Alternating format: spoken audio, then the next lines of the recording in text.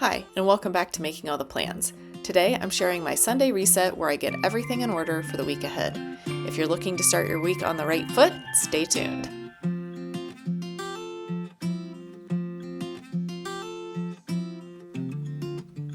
So I'm currently sitting on the floor of my bedroom. The power just went out, so I have some funky ring lights set up, so the lighting is a little weird. But I'm about to run some errands, and when I get home, I want to get started on my laundry and get through my Sunday reset for a successful week. If you saw my Friday reset video, you might be wondering why, if I have a Friday reset, do I also need a Sunday reset? My Friday reset allows me to end my work week on a high note by clearing my mind and physical space of clutter. By completing my professional brain dump, I can transfer all of my thoughts and to-dos onto paper, freeing up mental space for the weekend ahead. Tidying up my physical workspace creates a clean and organized environment, setting the stage for a productive start not only for the upcoming week, but also for the weekend, which for me is full of household tasks and passion projects. If you missed my Friday reset video, I will link it below as well as drop it in the corner. My Sunday reset helps me to transition from the weekend to the work week smoothly. It involves completing tasks that set me up for a successful week, such as finishing laundry, gathering returns, and planning my week ahead. This reset ensures that I can start my Monday with a clear plan and an organized home, reducing stress and increasing productivity throughout the week. So hopefully when I get back from running my errands, the power will be back on and I'll be able to dive into the laundry. So let's get into the laundry room. The first thing I'm going to do is get my mail and set it to the side so I can take it upstairs when I go.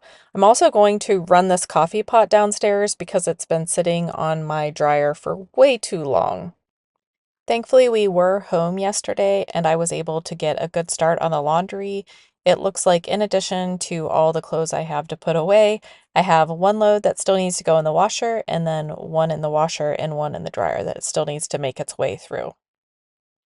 I do like to give everything a quick dusting. I do have my bag of mismatched socks, but other than that, I will go ahead and just straighten everything and then get all the laundry switched around. Let me know in the comments down below if you are someone that folds your clothes right out of the dryer, if you don't fold your clothes at all, or if they sit for a while before you get around to folding them. I would love to say that I always fold my clothes straight out of the dryer, but I don't. So I'm kind of a mismatch of all of the options.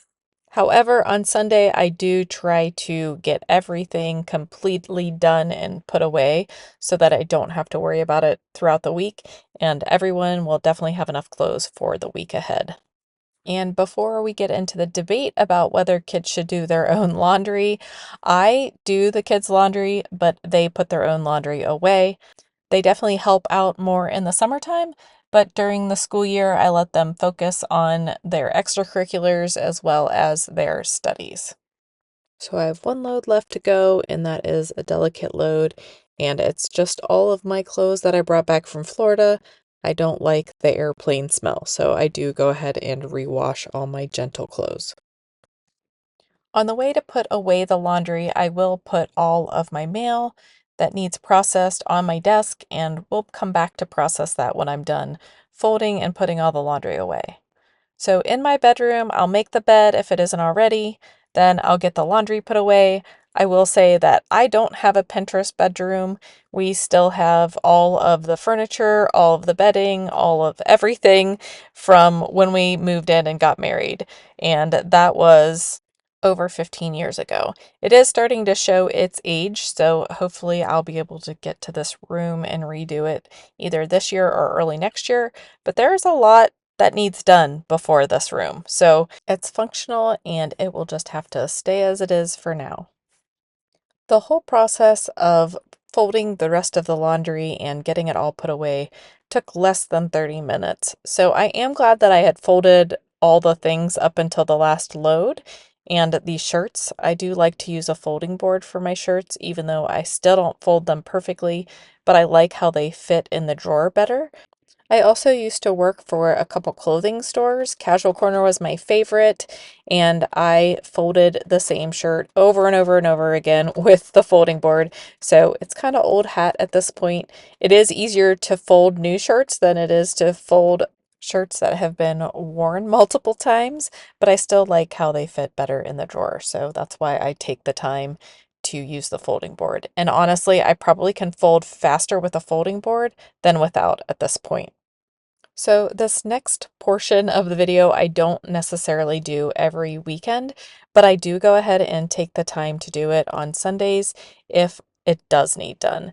So I had brought up some Amazon packages from downstairs when I brought up the laundry. So I am going to take the time to try these things on and decide what I'm going to keep so that I can start on my returns. If you can see in that corner, next to the bathroom door, those are all the returns that I need to make or things I need to drop off at other people's houses. So I'm going to go ahead and take the time to process all this now. Once I figure out what I am returning, I will just load that all up into a laundry basket so that it is easy to carry to my desk. And then I will process anything that needs to be processed online. And then I will take that same laundry basket to my car and I'll load all the returns into my trunk so that I can make any returns whenever I have spare time. But let's head back to my desk and take care of all of the mail and the other random papers that I have found throughout the house. The first thing I'm going to do is just process everything. What is trash, what just needs filed, and what actually has to have action taken to it. So first I'm just going to flip through and filter out all the trash. More than half of my pile was just junk. So I'm going to go ahead and put the junk in the big trash can. Then I'm going to sit on the floor and file the rest in my bottom drawer there. It is a little tight right now.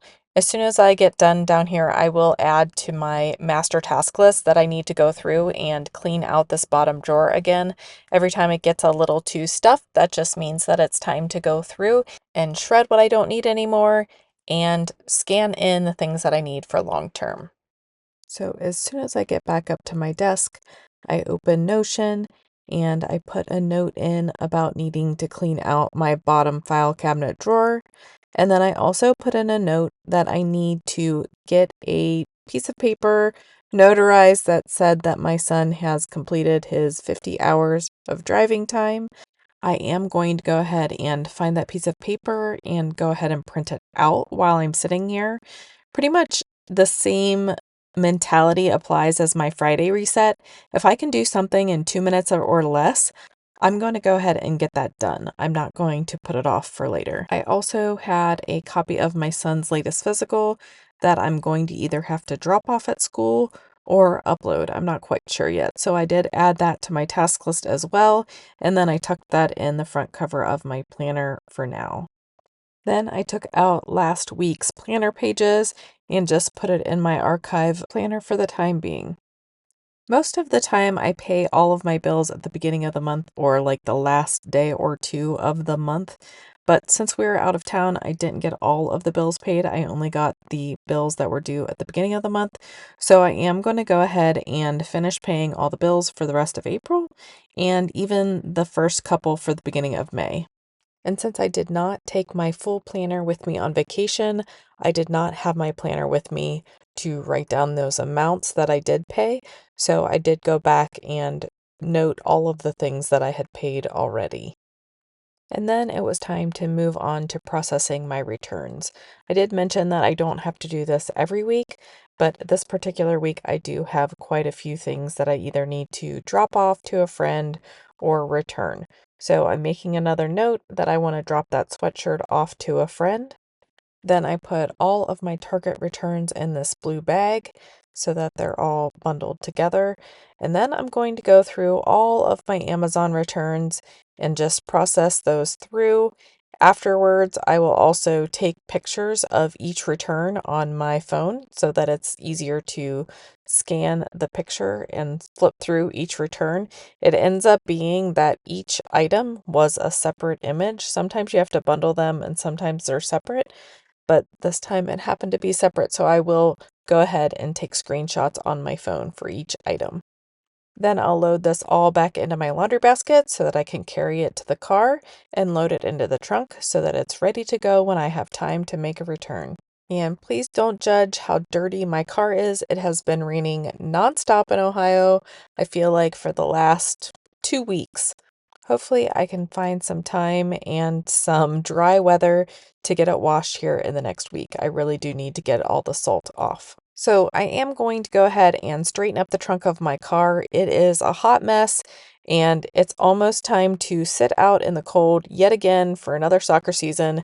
So, I need to make sure that all my blankets are situated. I have the right cold weather gear. I need to put my chair in here. I need to just make sure that all the things that I need to have are in my trunk. And not that you need to watch me fold a bunch of blankets, but this blanket is my all-time favorite. It has fleece on the inside and it's windproof and waterproof on the outside. It keeps you warm and dry in rainy, cold weather. I also have a ton of these hot hands. I cannot go a soccer season without these. I think I bought them in bulk last year at the end of fall, so that's why I have about 100 sets in here.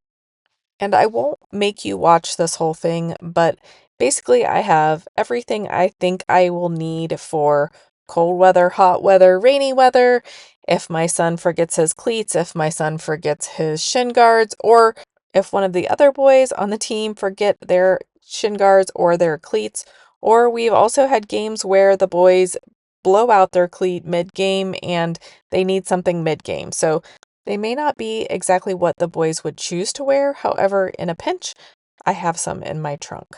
I also have 2 sets of gloves, 2 sets of ear warmers, a hat, all the things that I would need, and all the things that if my daughter happens to be with me, I have things for her as well.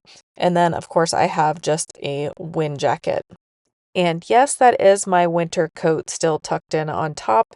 And then I'm going to throw in my chair before I forget. My reusable shopping bags I'll tuck in the corner, and then I will put all my returns in the trunk as well. I do like to have them separated based upon where I need to return them to.